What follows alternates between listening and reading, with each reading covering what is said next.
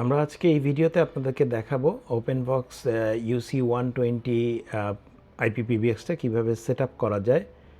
এটি set up খুব সহজ। আপনাদেরকে আগেও বলেছিলাম যে আপনারা যখন IPPBX-এর ওয়ান পোর্টে সরাসরি ল্যানের কেবলটি লাগাবেন রাউটার থেকে, তখন আপনারা যদি বাই ডিফল্ট হচ্ছে IPPBX-টি DHCP সেট করা থাকে, আপনারা রাউটারে গিয়ে দেখবেন যে UC120 মডেলের আর পিবিএক্সটি একটি আইপি সহ দেখাচ্ছে, এবং সেই আইপিটি আমার এখানে রাউটারে দেখাচ্ছে 192.168.0.27, এবং এটি যে কোনো ব্রাউজারে দেওয়ার পরেই আপনারা এই পেজটি পাবেন।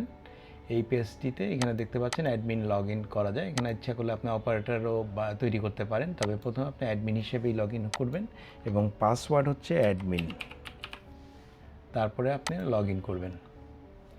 লগ ইন করার পর দেখতে পাচ্ছেন এটি সিস্টেম ডিটেলস দেখাচ্ছে, সিস্টেমের ইনফরমেশন, মেমোরি, নেটওয়ার্ক। আমরা ওয়ান পোর্টে কানেক্ট করে আছি এবং ওয়ান পোর্টের এই যে দেখতে পাচ্ছেন এই আইপিটি পাচ্ছি। এই আইপিটি আপনারা যে রাউটারে সেট করবেন সেটিতে ভিন্ন আইপি হতে পারে, তবে ডিএসসিপি মোডে সেট করা থাকলে আইপি থেকে অটোমেটিক্যালি আপনারা পিবিএক্সের জন্য একটি আইপি পাবেন, সেটি দেখানো হচ্ছে। যেহেতু ল্যানে এই মুহূর্তে কোনো সংযোগ নেই, সেহেতু ল্যানে কোনো ওই রাউটারের কোনো আইপি দেখাচ্ছে না।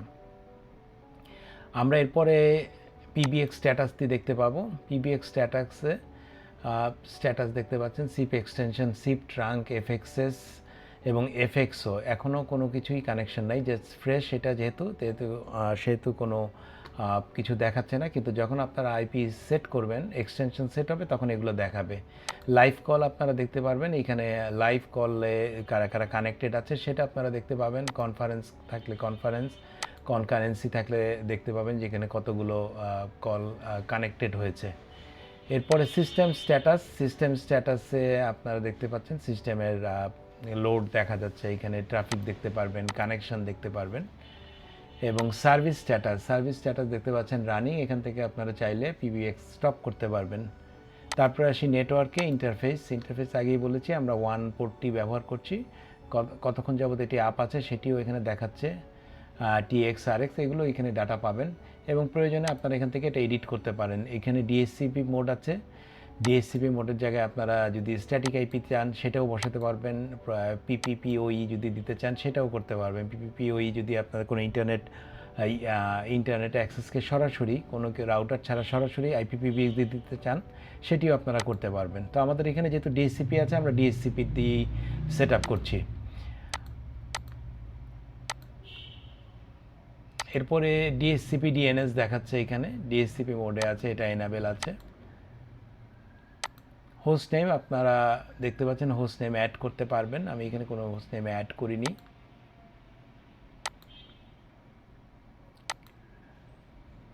এরপরে আসি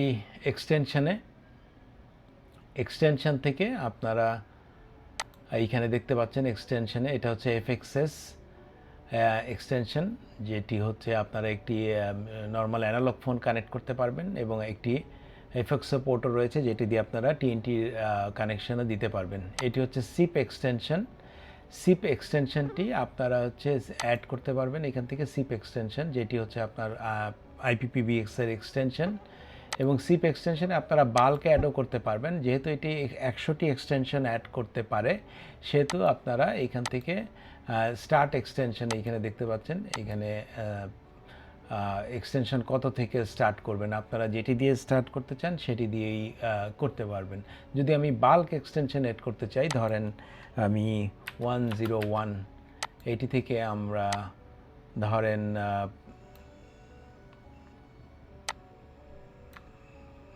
10টি এক্সটেনশন তৈরি করতে চাইলাম, এটি 10টি এক্সটেনশন তৈরি করবে। স্টেপ 1 অর্থাৎ স্টেপ হবে 101, 102, 103 এভাবে, এবং পাসওয়ার্ড পলিসি আপনারা সেট করতে পারবেন। অল সেম দিতে পারবেন, সেম উইথ এক্সটেনশন দিতে পারবেন, র্যান্ডম দিতে পারবেন, প্রিফিক্স দিতে পারবেন, prefix plus extension plus suffix, এগুলো ইচ্ছা মতো করতে পারবেন। তো আপনাদের সুবিধার্থে আপনারা অল সেম দিতে পারেন, যাতে এক্সটেনশনগুলো সেট আপ খুব সহজ হয়। পরবর্তীতে আপনারা এগুলো পরিবর্তনও করতে পারবেন। তো আমি যদি অল সেম দেই, পাসওয়ার্ড আপনি যেটা দিয়ে দিবেন সেটাই সবগুলোতে হয়ে যাবে। আর সেম উইথ এক্সটেনশন সেটাও দিতে পারেন। এটি পাসওয়ার্ডের সাথে এক্সটেনশনটি অ্যাড হবে এবং প্রত্যেকটিতে নেট অন থাকবে, স্ট্রিপ অফ থাকবে। এটি আমি সেভ দিলাম। সেভ দিলে দেখবেন যে এইখানে 10টি এক্সটেনশন এই মুহূর্তে তৈরি করছে। এই দেখুন 101, 102, 103, 104, 105, 106 এভাবে 10টি এক্সটেনশন তৈরি করেছে। আর এটা উপরেরটা যেটা সেটা হচ্ছে যে আইভিআরের জন্য একটি অ্যাসাইন করা আছে এবং আপনারা দেখতে পাচ্ছেন। এবং এটি যদি আমরা একটা এক্সটেনশন খুলে দেখি, সিক্রেট, এইটা হচ্ছে যে এই যে পাসওয়ার্ডটি আমি বলেছিলাম পলিসিতে পাসওয়ার্ড এক্সটেনশন যা সেই ভাবেই এটি তৈরি করেছে, অর্থাৎ এক্সটেনশন এবং সিক্রেট, যেটা সিক্রেটটাই হচ্ছে পাসওয়ার্ড, এটি সেম আছে। তবে আপনারা সেম রাখবেন না, আপনারা পরিবর্তন করে নেবেন। এখানে আমি জাস্ট দেখানোর জন্য এটা দিলাম, কিন্তু পাসওয়ার্ডটা আপনারা আপনাদের মতো করে চেঞ্জ করে নেবেন। কনকারেন্ট রেজিস্ট্রেশন, অর্থাৎ আপনি এই নাম্বার দিয়ে একটি ডিভাইসেই করতে পারবেন। আপনি এখানে যদি এখানে একাধিক দেন তাহলে একাধিক ডিভাইসেই একটি এক্সটেনশনকে অ্যাড করা যাবে। এটি ডিপার্টমেন্ট দিতে পারবেন, আপনাদের যদি আগে ডিপার্টমেন্ট সেট করে রাখতে পারেন, ধরেন টেকনিক্যাল, কাস্টমার সাপোর্ট, এই ধরনের ডিপার্টমেন্ট সেট করে রাখতে পারবেন যে এই নাম্বারটা কোন ডিপার্টমেন্টের জন্য, সেটি করে নিতে পারবেন। পারমিশন হচ্ছে এখানে একটু সহজ করা হয়েছে। পারমিশনটা হচ্ছে দেখেন, আগে অন্য যে কোনো আইপিপিবিএক্সে হয়তো একটি কোড ব্যবহার করতে হতো অথবা আপনাদের জন্য ডায়ালিং রুল তৈরি করতে হতো, কিন্তু এখানে খুব সহজ করে দিয়েছে। এটি ইন্টারনাল দিলে শুধুমাত্র আপনারা ইন্টারনাল এক্সটেনশনে যোগাযোগ করতে পারেন।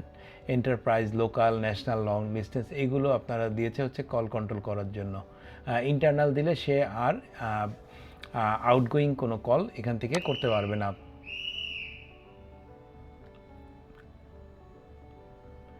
এরপর হচ্ছে সিস্টেম ল্যাঙ্গুয়েজ দেওয়া আছে, সিস্টেম ডিফল্টই রাখবেন, আমাদের ইংরেজিটাই রাখতে হবে। তারপর আপনার এক্সটেনশনের ইমেল দিতে পারেন, অর্থাৎ যিনি ইউজার আছে তার ইমেইলে দিতে পারবেন। ইমেলটা দেওয়ার অন্য কারণ আছে, আপনারা অন্য সময় ভয়েস মেসেজ বা কল লগ যদি দেখতে চান সেক্ষেত্রে যদিও আবার আপনাদেরকে ইমেল সেট আপ অপশন থেকে সেট আপ করে নিতে হবে।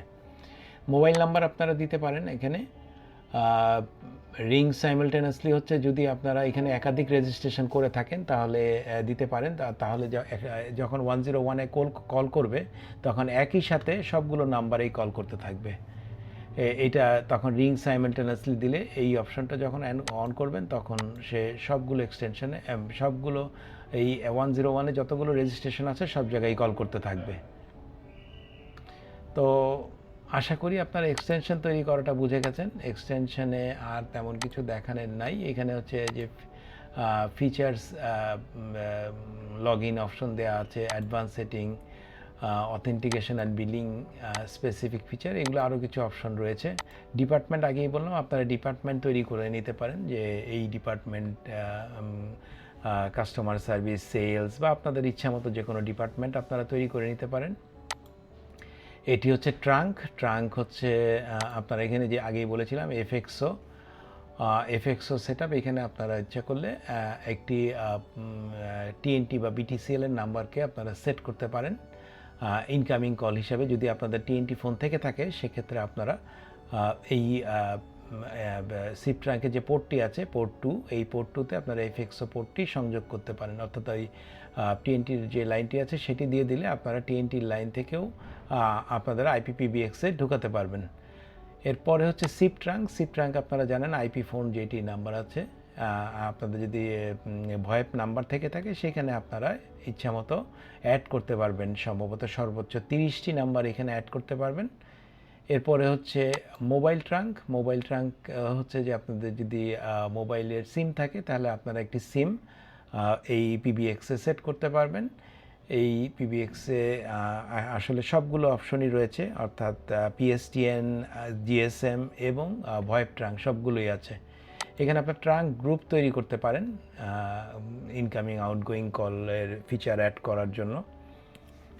এরপরে রয়েছে call routing rules, inbound routing call, inbound call হচ্ছে কোথায় রাউট করাতে চাচ্ছেন এই সেট আপের জন্য, অর্থাৎ কেউ ফোন করলে কোন জায়গায় যাবে এইটা ইনবাউন্ড রাউট থেকে আপনারা সেট করতে পারেন।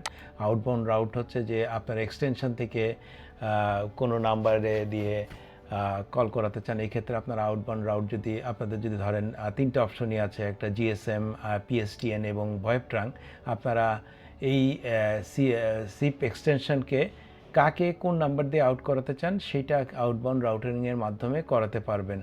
আউটবাউন্ড রেস্ট্রিকশনও করতে পারবেন একইভাবে। অটো ক্লিপ রাউট রয়েছে, টাইম প্রোফাইল রয়েছে। টাইম প্রোফাইল হচ্ছে যে কয়টা থেকে কয়টা পর্যন্ত আপনারা কলগুলোকে অ্যাকসেপ্ট করবেন, বাকিগুলোকে আপনারা মেসেজ দিয়ে দিতে পারবেন। ব্ল্যাক লিস্ট আছে, হোয়াইট লিস্ট আছে, কল ফিচার রয়েছে, আইভিআর রয়েছে, আইভিআর অ্যাড করতে পারবেন। এখানে আরও বিভিন্ন রকমের ফাংশন রয়েছে, আপনারা এগুলো সেট করে নিতে পারেন। আমরা বেসিক ফাংশনটি আপাতত দেখাচ্ছি।